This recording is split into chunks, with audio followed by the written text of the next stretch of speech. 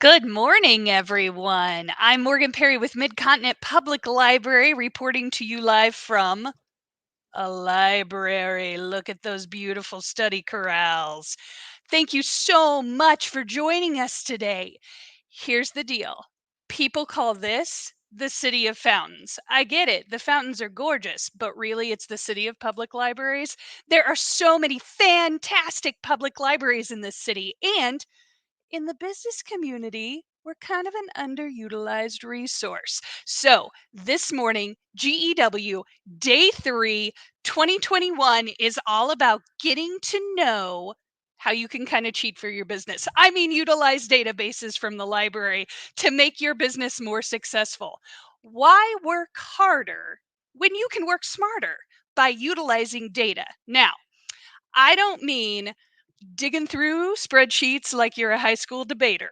What I mean is looking at what's available to you free with your public library card. Thank you, everyone who supports the public libraries, and utilizing that to make data informed decisions in your business. So today we've got Kansas City Public Library, Hadiza, Mid-Continent Public Library, Kelly, and they are here to answer your questions and show you some of the most awesome business databases and resources that the public libraries of Kansas City have to offer. People, it's time. Let's stop pretending like there's not better ways to do things and start utilizing what's available to us in our community to get that business and nonprofit or organization or social enterprise up and moving. So, what I need from you today is to warm up your fingers. Let's get them up in the air. Let's wave them around. Get them ready because you're going to engage. You're going to be like, nah, she did not just show me census data. Yes, census data is here. No, that was not a mosaic population guide. She just gave me 14 pages on how people think, vote, and act. You're going to want to ask some questions. You're going to want to get some connections. Now's the time. Warm up the fingers. We're about to drop it in the comments. Introduce yourself. Tell us a little bit about your business or your idea so we can tailor a referral to help you get to the people that you haven't met yet in Kansas City. Okay. Now, are you ready? I'm ready. Let's bring them up. Kelly Head, Hadiza Sadhu. Here we go, Kansas City business librarians. Thank you so much, Morgan. That was an excellent introduction. Hadiza, how are you this morning? I'm great. Even better after that. That was incredible. Thank you so much, Morgan. only Morgan can lead us off. She brings the energy. Yeah, for real. All right. I will go ahead and introduce myself. My name is Hadiza Saadu. I am Kansas City Public Library's small business and nonprofit specialist. So I work with individuals one-on-one, anywhere from the idea to already operating stages of owning or being part of a nonprofit organization. And so this morning, I am going to lead off our demonstrations of databases available to you at the public libraries in Kansas City in kind of a specific way. So hopefully there are some of you in the audience or watching live who represent or are interested in forming a nonprofit organization. What I'm going to do is demonstrate two databases available to you with a Kansas City Public Library card. One is called Legal GPS, which helps you, whether you are a for-profit or a nonprofit business owner that is getting ready to take those official steps, helps you map out what to do in the order and provides everything from templates to additional resources to help you think through the legal process of getting set up. The next resource that I'm going to demonstrate is called Foundation Directory Online, which technically you can access without a library card because it's only available at the central library, which I am broadcasting from today. So you'd have to come to the library to use it. That database helps you as a nonprofit representative or part of the founding team of a nonprofit search for grants, so for funding for your operations. So without further ado, I am going to start sharing my screen, and hopefully this works. Is it already sharing? Yep. Okay, it's already sharing. Awesome. I'm not quite used to StreamYard. All right. So, Kelly, is the right screen showing? Yeah, I'm seeing legal Okay. GPS. Okay, perfect. So right now, I am in the Kansas City Public Library digital catalog. So I'll just start over since a lot of people like to know exactly how I get to this entry. If you go to kclibrary.org, you will see our homepage, and then you'll scroll to the right where it says resources/research, and all of our digital resources are listed alphabetically. So we will go to L for legal GPS, click on more info. And if you are accessing this from home, after you click on access legal GPS, this is where you're going to put in your library card information. Once you do that, you'll register. I'm already registered.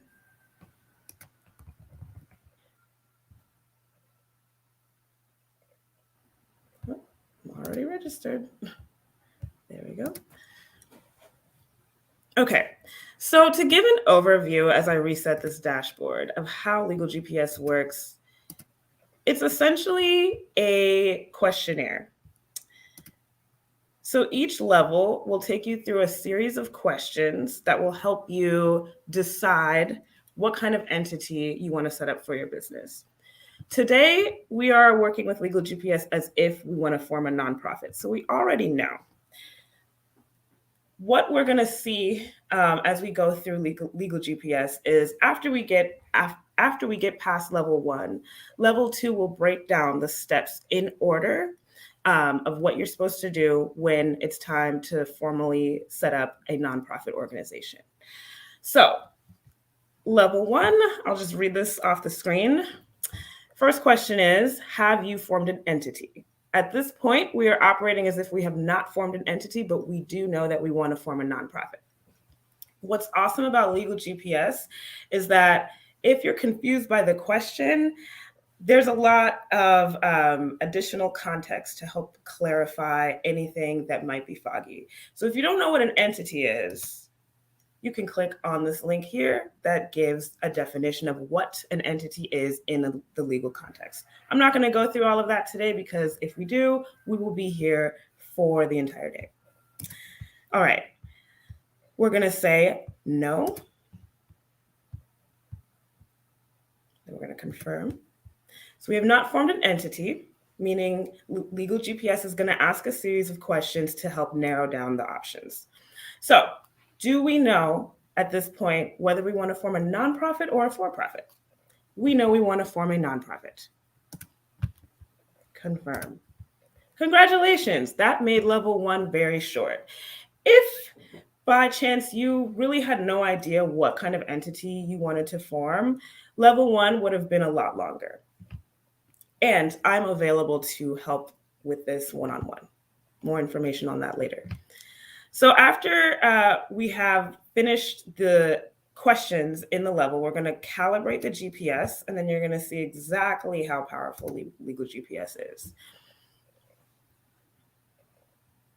All right, now we're going to view the results from level 1. So after we finish level 1, Legal GPS takes you through how to actually use Legal GPS. So the goal is to finish all 3 levels. It does take a bit of time. If you know already what kind of entity you want to form, level 1 takes a very short amount of time.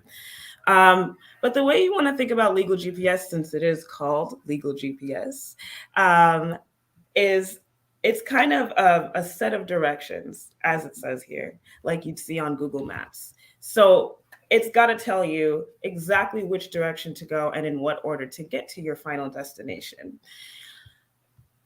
So the biggest value, I would say, to Legal GPS is that if you are in the early stages of forming a business, you're going to have a lot of questions regarding legal.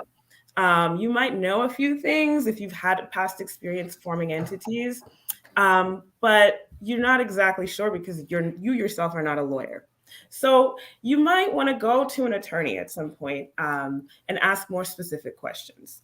One thing that I found with Legal GPS is that it helps you, if you do decide to hire a lawyer, it helps you to refine your questions. That way you're not asking more broad or generic questions, and you can get a more directed answer from an attorney. So when you finish, once you get to the third level, you will get a customized report that basically tells you what you need to be thinking about in the future. You'll also get a scorecard, which will give you an estimate about that kind of calculates how much time and money you've saved by using Legal GPS upfront. And then you'll get a certificate of completion, pat on the back.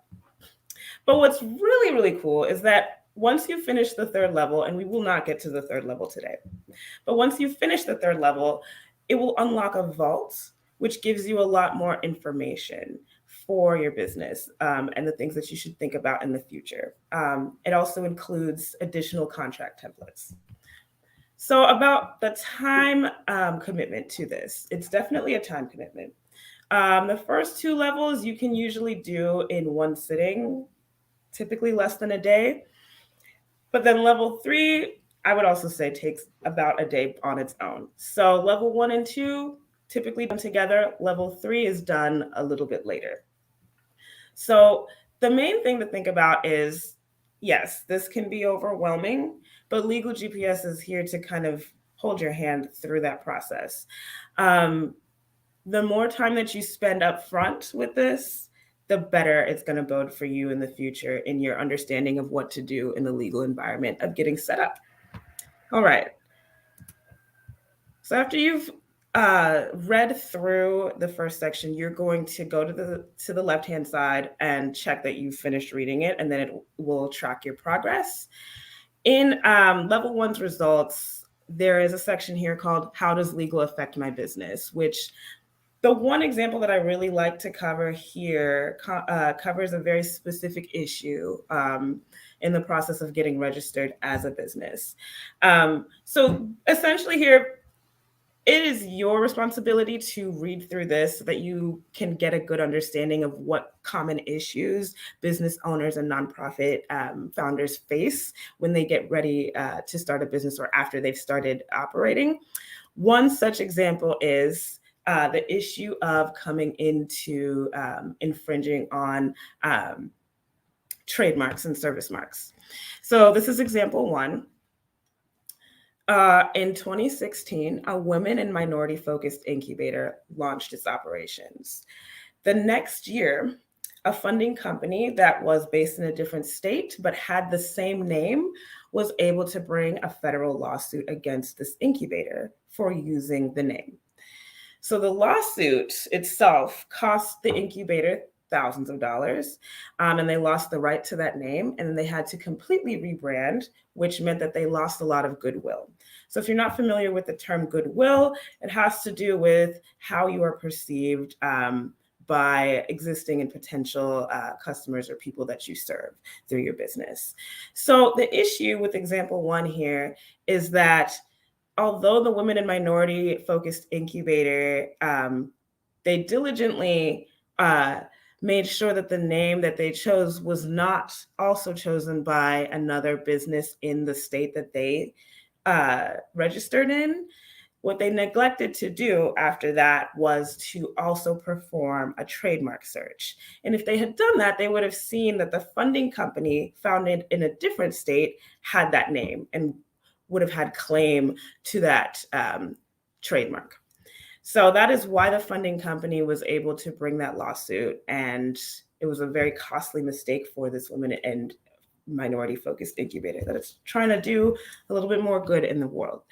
So that is a common issue that businesses and different types of entities can run into, just because it's not necessarily common knowledge to perform a trademark search after you've made sure that the name that you've selected for your business or nonprofit has not already been taken in the state that you are looking to register in.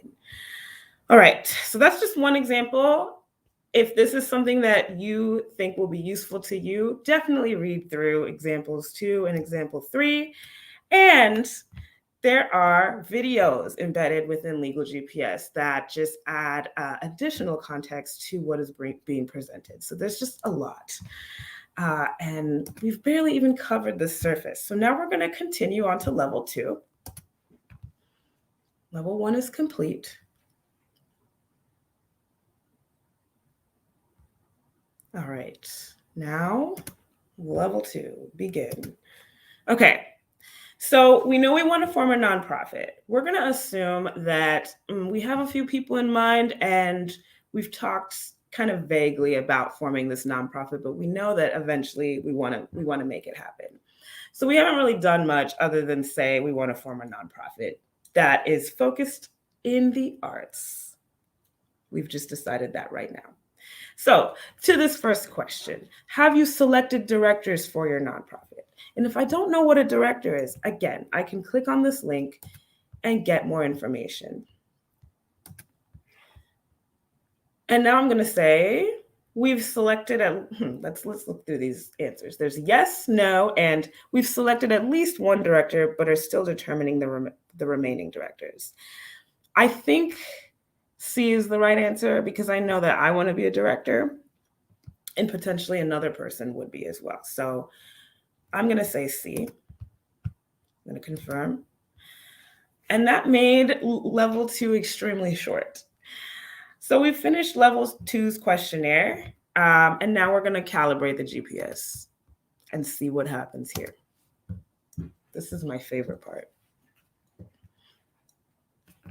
Okay, view results. Okay, so as you can see here, there's quite a bit more in level 2 than there was in level 1.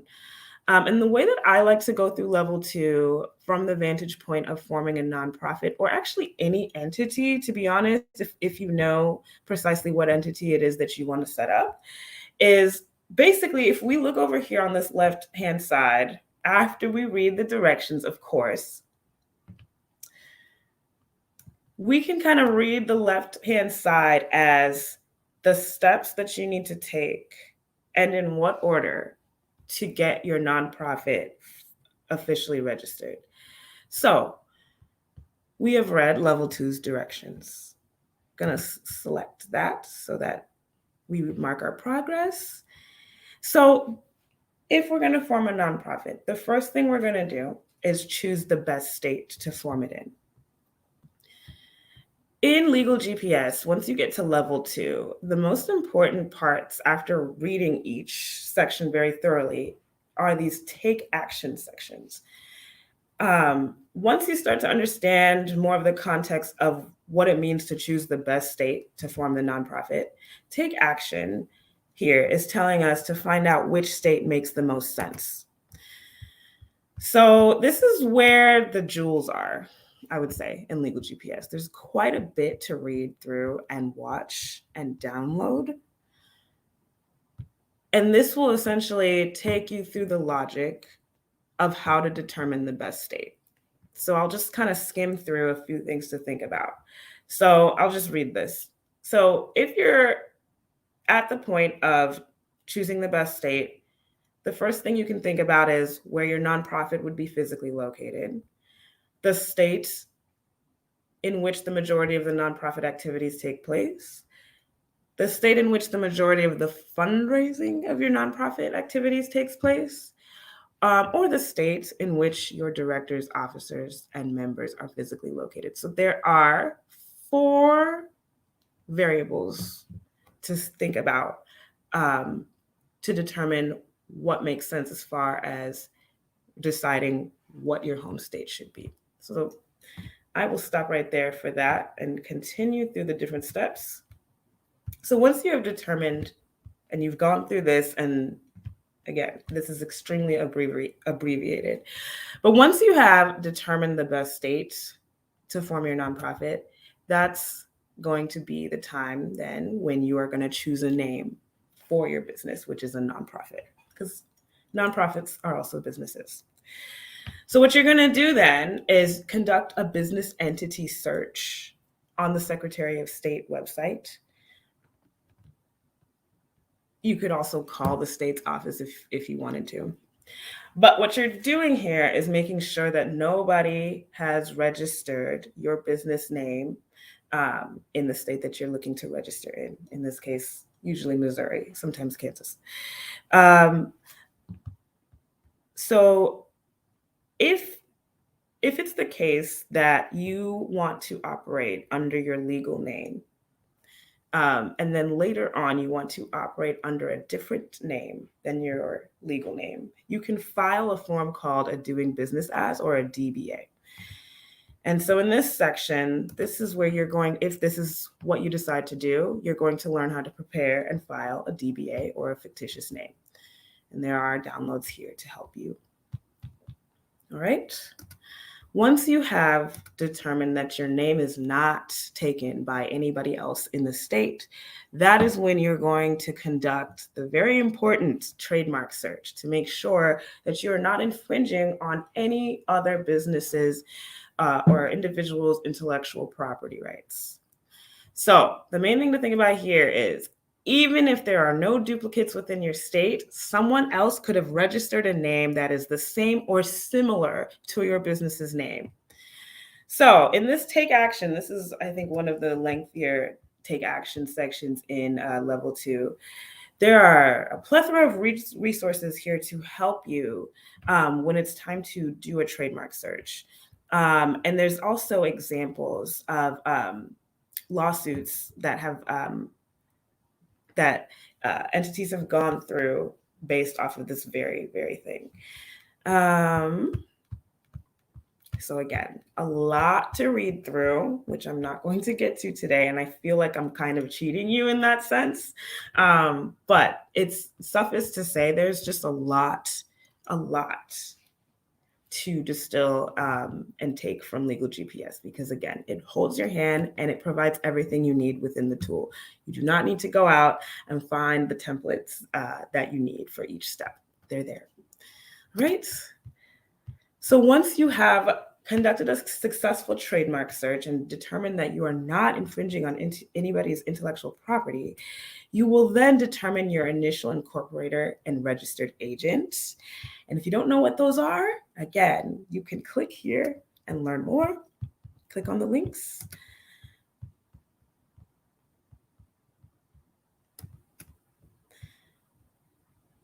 And once you have done that, you will then take the time to determine your directors and officers. And Legal GPS gives some suggestions regarding how many directors you need and what kind of qualifications typically you need to think about when it comes to appointing your directors, as well as the compensation. So one thing to think about with a nonprofit is typically nonprofits don't pay a salary because the IRS frowns on that. But nonprofits typically do reimburse for expenses. However, if you were to decide that you wanted to provide compensation, the amount that you are providing needs to be reasonable for what the work the directors are doing. All right. Once you've done that, you will then take the time to prepare and file the articles of incorporation. And in this take action section, I love this because if you have the template, which you can download right here, you can look at that and then look at the take action section here. And it basically just breaks down what each article is. So Article 1, this is just where you're naming your nonprofit.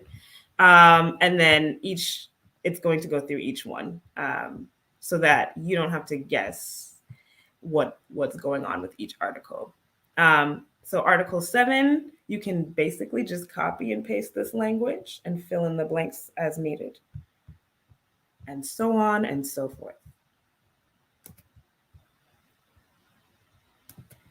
All right. So after you have prepared and filed your articles of incorporation, then you will determine if you will be a member-based nonprofit. So one thing to note about members in a nonprofit context is a member could mean many things. So when we're talking about a small nonprofit, typically they don't have formal membership. When you are determining whether or not you're going to have members, you're basically thinking of a member as defined by your state. They're similar to the shareholders of a corporation. Unlike shareholders, of course, in a nonprofit, they cannot profit off of the nonprofit, but they do have voting rights and they can determine the directors and the overall direction of the nonprofit.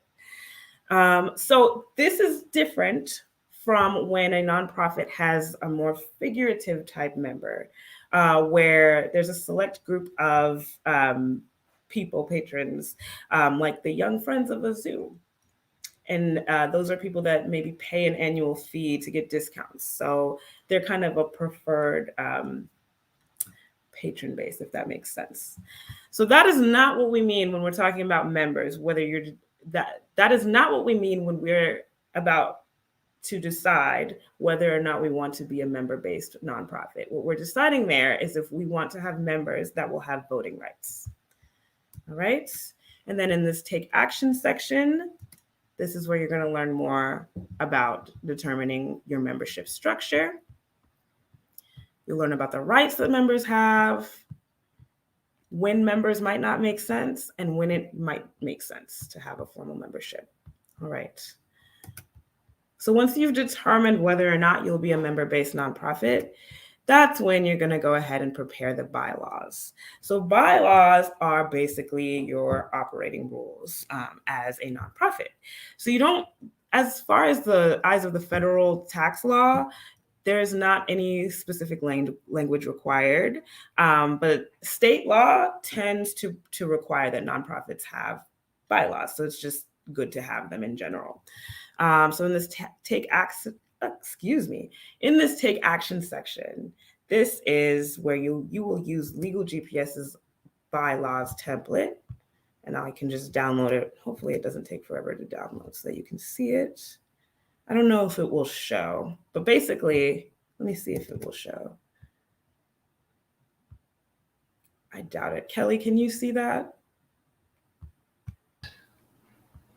I can't. I just see the screen that says downloads. I want to show it to you guys. Let me see. Well, you know what? I think at this point, I don't want to take too much time. So trust and believe, it is a very detailed template. And if you want to go through this one-on-one with me, I'm absolutely available for that. I have a scheduling link and all of that. And I think I'll share that in the chat. Okay. So once you have prepared your bylaws, that will be the time for you to then get an EIN. So that's what is called an employer identification number. So it's a pretty technical step. You'll obtain a form and its instructions, and you can do it online by mail or fax. Note that the EIN is not the tax exempt number. So that term generally refers to the number assigned by a state agency that identifies organizations as exempt from state sales and use taxes. Okay, so once you've gotten your EIN, then that is when you will apply for your tax exempt status by filing the form 1023 or 1023-EZ. And so in this section, this is where you're going to determine whether or not you're going to file the form 1023, which is the longer version, or the 1023-EZ. And the take action section will help you decide that. Lots to read through. And I'm scrolling fast just to illustrate that it is a lot of information to read through. But it's all extremely valuable information that will help you avoid costly mistakes as you form your nonprofit. Okay, so those are, in a very abbreviated nutshell, the steps that you need to take if you are deciding that you want to form a nonprofit. So I am going to go out of Legal GPS and return to the Kansas City Public Library digital catalog.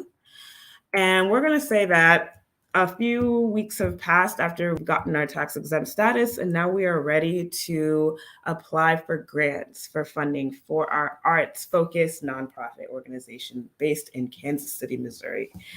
So now that we have all of our official documents and we have our official 501c3 nonprofit status, we are going to go to the central library either with our own laptop or log on to any of the computers at the central library and go to the Kansas City Public Library homepage, kclibrary.org. And under resources/research, we're going to click F. Then we're going to scroll to Foundation Directory Online. Note that it's not Foundation Grants to Individuals Online, it's Foundation Directory Online because we are representing a nonprofit organization. We're going to click on More Info, and then we're going to click Access Foundation Directory Online Essential, this first one. Oh, that's the wrong one. Excuse me. I meant Access Foundation Directory Online Professional, full access only at the Central Library. I do not recommend accessing the limited version because you only have 24 hours to use it. And it's not exactly, I just don't recommend it. So when the time comes for you as a nonprofit to look for funding, come to the Central Library. Either schedule an appointment with me first, where I share my screen from the Central Library, or come directly to the Central Library to use Foundation Directory Online on your own. Okay, we're gonna access the full version. And on this homepage, when we look in this search bar, we can see that there are some grayed out examples of how to conduct a keyword search in Foundation Directory Online. So Foundation Directory Online is it is the largest database that provides access to funders and available grants if they have them listed through Foundation Directory Online. And what we're going to see very shortly is one of the biggest pieces of value that Foundation Directory Online has is that even if there is not an open RFP or application for a grant, you get access to funder profiles. So you get to understand more behind the scenes what funders are interested in, what their giving habits have been in the past, and who to get in contact with, which is extremely valuable. So what we're going to do here is we're going to make this a pretty broad search for the arts. Usually if I'm doing a demonstration of Foundation Directory Online solely for a nonprofit audience, I'm coming up with a more specific example. But we're going to be broad for today. And we're going to just say arts in Kansas City. Let's see what we get. So after we conduct that keyword search, what we find is that Foundation Directory Online takes a few guesses as to what we mean by arts in Kansas City. So what we are showing results for here is arts education, art and music therapy, sports and recreation, art history. Let's take sports and recreation out of there because that doesn't really apply. And once we do that, then we see the more detailed fields within the broader categories. So the three things to think about if you are representing a nonprofit organization that is searching for funding is subject area. What are you trying to fund through your nonprofit? What kind of program? Where is that located? Kansas City, Missouri. And who are you serving? Okay, so we didn't mean ethnic museums either. We're not really talking about orchestral music. Let's see. Let's just go in here and make this a little bit more refined. So if I start to type something in the subject area, then we get the list of categories that Foundation Directory Online has already identified. So I'm just going to broad select arts and culture and see what we get.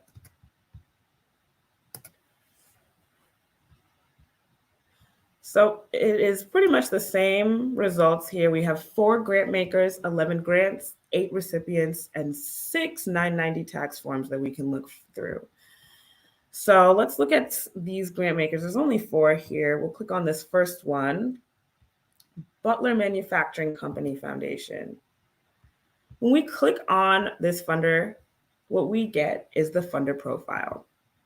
And on this top section, from left hand to right hand, what we're seeing here are the types of programs that this funder is looking to fund or has funded in the past. So they focus on human services, education, health, science, arts, and culture.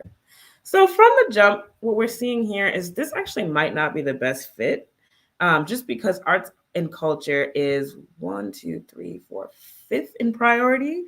And compared to their top priority, human services, arts and culture makes up a fraction of the amount that is being funded. But if we're focused more on where the money is going, what we can see here is the vast majority of the money that they are giving out is going to recipients in Missouri. We can compare that to Kansas as well. So Missouri's first. Let's see, Kansas is, I think, second. No, Tennessee is second. But it looks like Missouri is the top state in which the money is going. So how big are the grants? This is also very important if you are looking to fund, especially if it's if you're looking to fund basically costs to help get off the ground, especially if they're like capital investment, things that have to do with purchasing the property, or if this is the case, specific pieces of equipment that are required to operate your nonprofit, or then at that point, it's very important to have your budget, or at least a number in mind as you are doing a preliminary search, to see if it makes sense to try to ask one funder for the majority of what you need, or to determine whether a funder would be providing more of a, I guess, smaller fraction of what it is that you need. Suffice to say, it's really important to know how much you need before you go in here, because then you can determine, based off of their giving patterns, how much could I potentially ask for if they have any open RFPs. So in this case, Butler Manufacturing Company Foundation is giving grants that tend to be lower than $5,000, so smaller grants. So this could make sense if we are looking to fund something small. But again, maybe not, because arts and culture is not one of the top 3. All right. So in this grants section, this is where you can see past grants that they've given and who the recipients are. So in 2020, this organization was giving grants on the basis of arts education to several different organizations in Kansas City, Missouri. So maybe it is a good fit based off of recent giving. But this is really showing kind of the drill down detail as to what's going on with what is being funded. So just because human services have been funded as far as the amount, the most, we're seeing that most recently they've been funding arts education programs. Funding interests, this gets more specific with the subjects, geographic focus, population groups. And it also includes support strategies. So maybe you are looking to fund a capital campaign, or you're looking to, if you already operate, you're looking to continue your programming. These are the different types of support strategies that this funder looks to fund. The different types of transaction types. So They do grants to individuals, they do employee volunteer services, and employee matching gifts. If you're not sure what those mean, these are questions you can jot down to later ask somebody if you get their contact information, or more specifically, to ask the person responsible for the grant cycle at this organization. Okay, related organizations. So these are any organizations that are affiliated with the funding organization. And then below that, very important, is this about section. So you're probably going to already have a mission in mind or already jotted down somewhere if you are forming a nonprofit. But this about section is telling us what this funder is about. So this foundation supports organizations that are involved with arts and culture, education, health, employment, housing, youth development, community development, disabled people, minorities, women, and economically disadvantaged people. So if you haven't thought too deeply about the who beyond artists and performers, this could be something to help refine that, if that makes sense for your arts-based nonprofit or any other kind of nonprofit. All right, there's other funders to consider. So this section is providing a few funders that are similar to Butler Manufacturing Company Foundation based off of their patterns of giving in subject area, geographic area, and the grant amounts.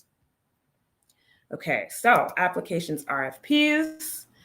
If there's an open RFP that they have listed through Foundation Directory Online, this is where it would appear, but this is also where we get more directed instructions as far as the process that you need to go through if you are interested in applying. So here it's giving you the 9 steps that you need to take for this particular foundation, how to submit an application, how many copies, and then importantly, when the board meets. So these are the months in which the board meets, if there are any deadlines, and then when applicants are notified.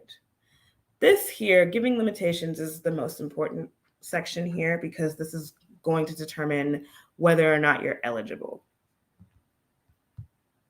All right. Financials, if you have the time to look through past 990s, who's who? Very important.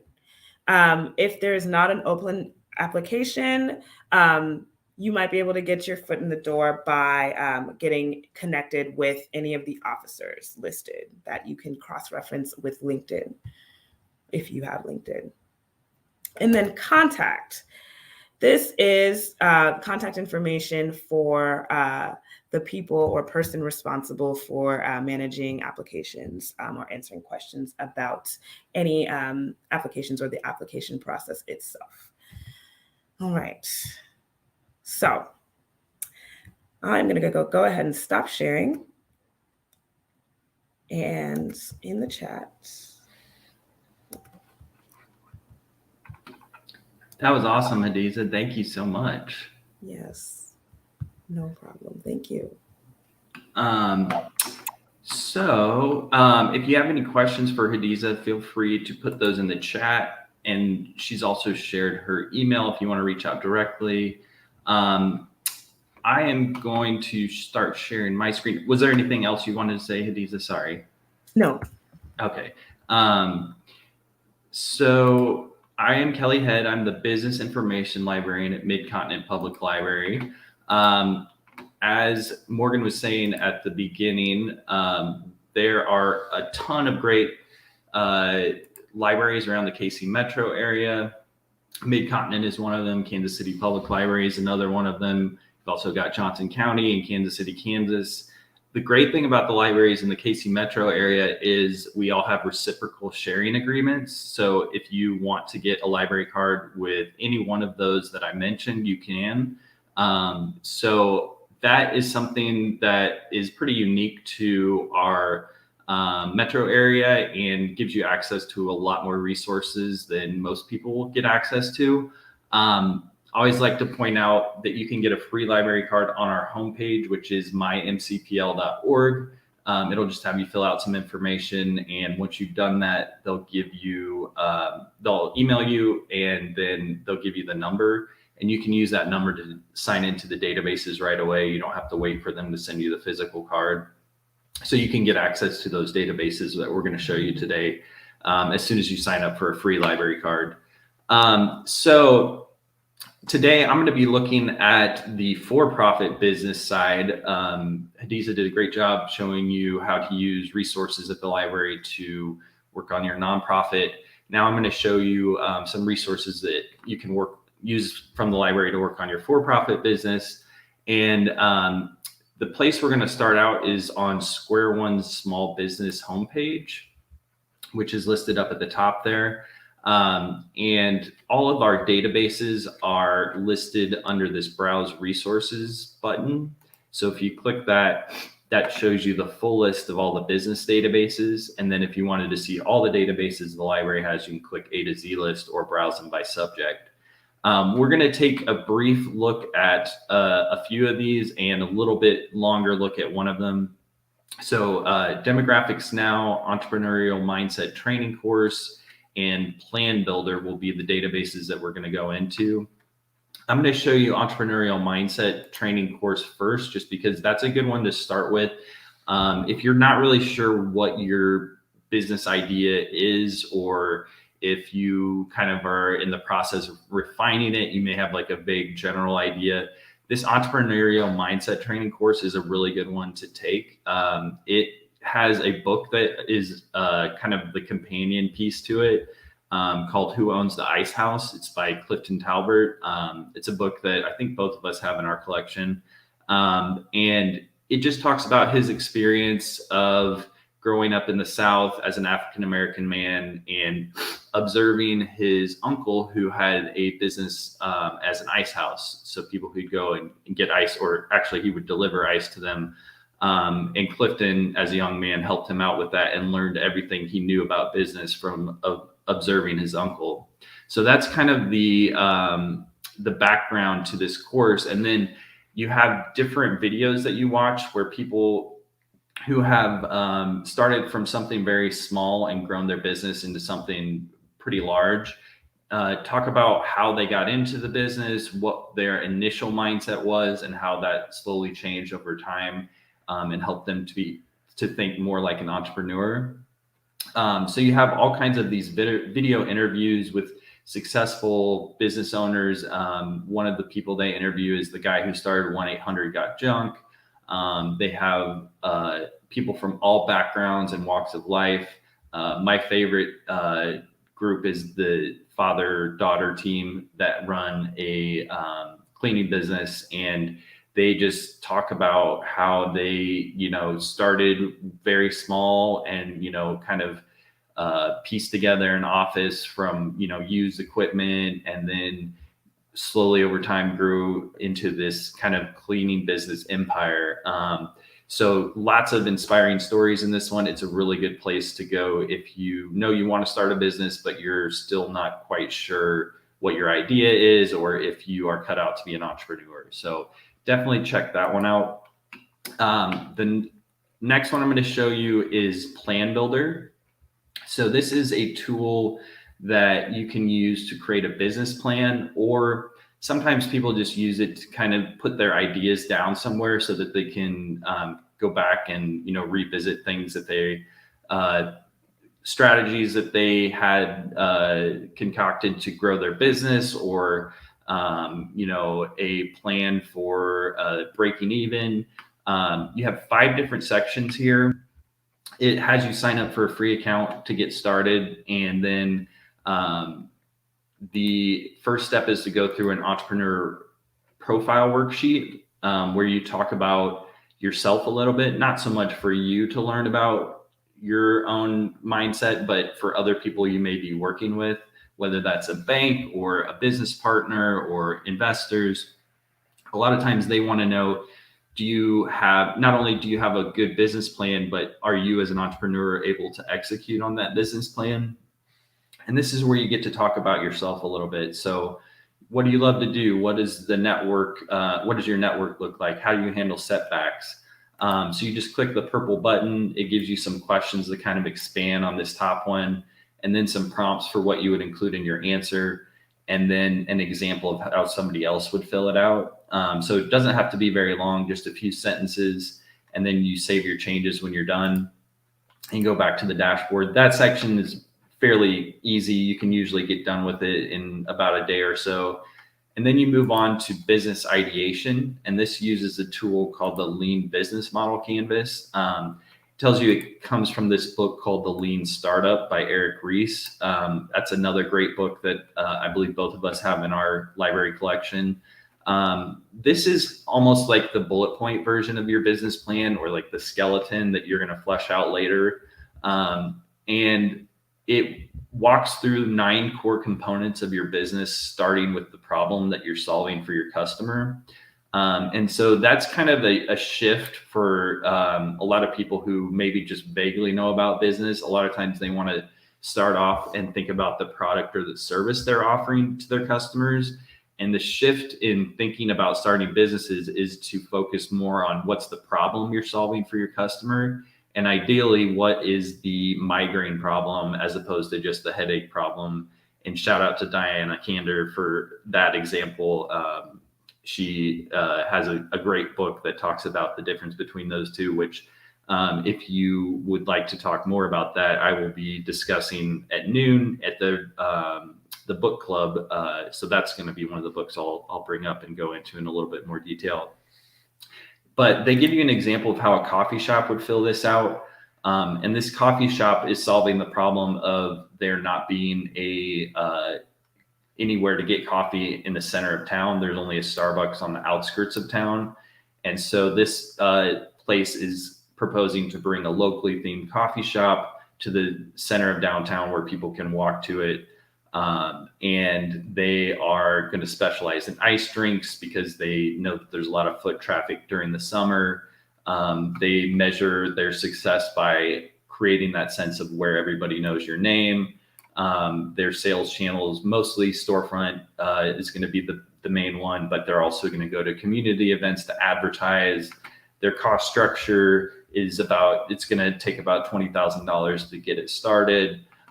Their revenue streams are, kind of the basic drinks that are on their menu, and then the drink of the month that keeps people interested in coming back. So you have an example of how a coffee shop would fill this out, and same kind of idea. You just click in the purple button. It gives you some questions to kind of expand on the top one, and then you just click in there and start typing. And then the next section is a break-even analysis. And this is where you're going to get into the financial aspects of your business, starting by listing all of your expenses. And anytime you see this guide me button, it helps a lot to use that, because it'll give you little suggestions. Like, for instance, under payroll, they tell you, don't forget to pay yourself a salary. And they tell you kind of a scenario that you might have, like, if you're paying yourself $60,000 a year and you have 3 employees, you're paying $40,000 a year, you would put $180,000 into this block. Or like if you're giving your employees cost of living raises, typically that's going to be 3% each year. So just little hints like that can kind of help you think about what you might put in there. And then each row also has helpful resources to kind of help you understand what it's looking for. After you list your expenses, you move over to cost of goods sold, and you list out all of the products and services that you offer and what they cost you, and then what you're selling them for. And they give you 2 examples. So for like a dinner meal, let's say it costs you $5 in the raw food materials and $3 in labor in preparing the meal. Your cost would be $8. And so you want to sell that dinner meal for something more than $8 so that you're making a profit on it. And then that tells you what the profit margin will be. And then you move over to capital, which gets into your equity and debt, and then your projected sales. And then when you're done, you have this break-even report that shows you at what point your sales revenue is going to be equal to your operating costs, which means the business can support itself. And they tell you it may not be in the first 2 years. In fact, it usually isn't for most companies. So just something to be aware there. So that's enormously helpful. And then the fourth one is kind of like the formal business plan. It uses the lean business plan template. And it is set up for somebody who wanted, maybe starting a corporation. But if you're doing like an LLC, you may not have, or you probably won't have a board. So you don't have to always enter information in all of these. The other cool thing about this one is you can search for sample business plans. If you click that link, it'll bring up actual companies, and you can search for different business types there, and actually look at real companies' business plans. They've just changed the name to make them anonymous. So that is really helpful to be able to look at other people's business plans when you're working on your own. And then lastly, you have financial projections, which gets into the nitty-gritty details of like taxes and capital expenditures. And that one's a little bit intimidating. So I usually tell folks, don't jump in right to that one, kind of chip away at it.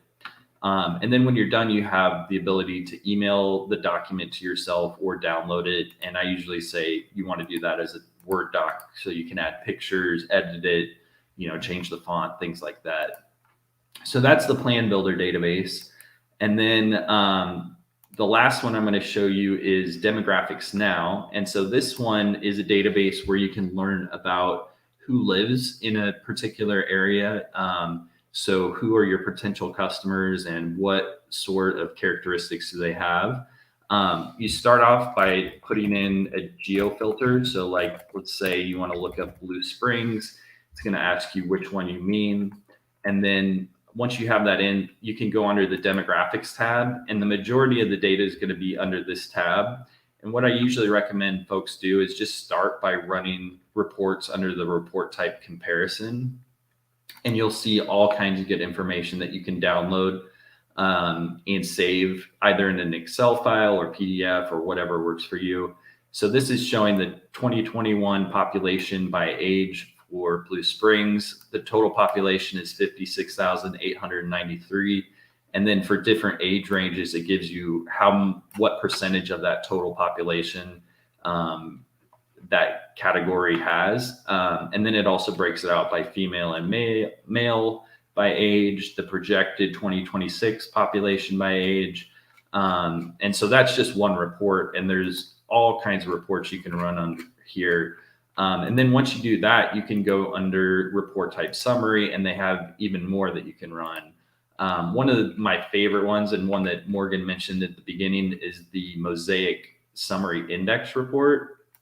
This is a really cool one because it talks about the psychographic information or data that make up the people who make up an area. So getting more into the mindset of who lives there. So like, how do they lean politically? Where do they go for entertainment? What are their shopping behaviors?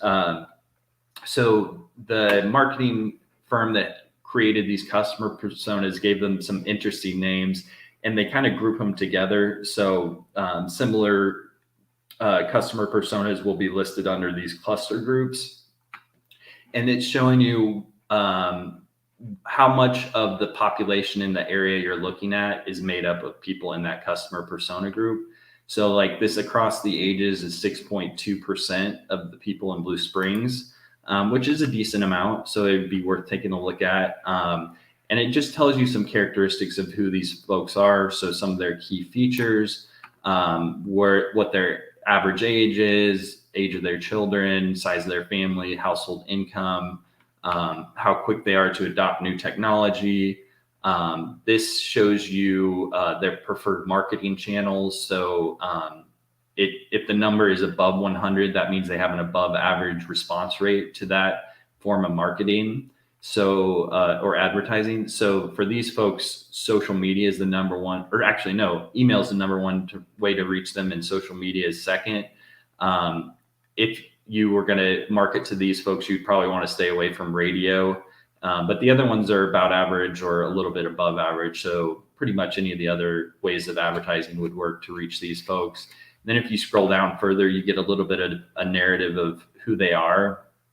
So, it's talking about their shopping behavior, their media consumption, all kinds of little hints that can give you insights into who your customers are in a particular area and what's the best way to reach them. So that is just a little bit of a taste of what Demographics Now has to offer. There is definitely more that you can find here if you're willing to dive in. I don't necessarily recommend doing that on your own, though. You can set up a one-on-one with me if you email square1@mymcpl.org, and I can walk you through this data and show you how to make it relevant to your particular business needs. But if you do feel adventurous and want to jump into this one, they have great tutorials that can walk you through how to pull different reports. So I know we're at 10 now, and I want to be respectful of everyone's time. So I'm going to stop sharing now. Thank you so much for all of our attendees. Thank you, Hadiza, for joining me. And please enjoy the rest of GEW. Anything else you want to say, Hadiza, before we close out? No, I think that was an excellent demonstration of the Mosaic report. Oh, thank you. I appreciate that. And do feel free to reach out to both of us. We are both available to everyone in the KC Metro, and we would love to speak with you. Thanks again, everyone, and we will talk to you later.